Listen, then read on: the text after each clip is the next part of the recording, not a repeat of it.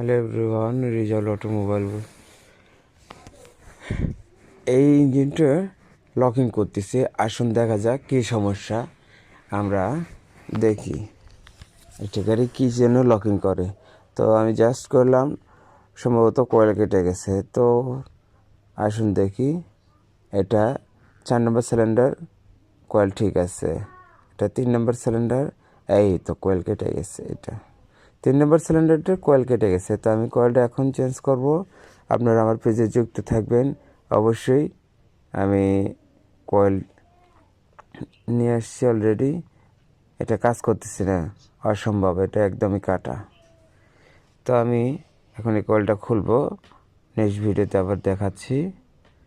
হ্যাঁ, কয়েলটা আমি সেটিং দিয়ে দিছি, এখন স্টার্ট করব। এই যে দেখুন,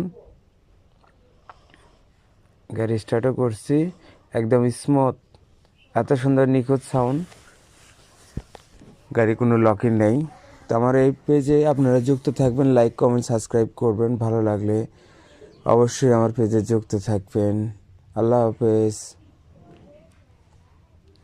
ইউনিক কিছু দেখার জন্য আমার পেজে সবসময় আপনি যুক্ত থাকবেন।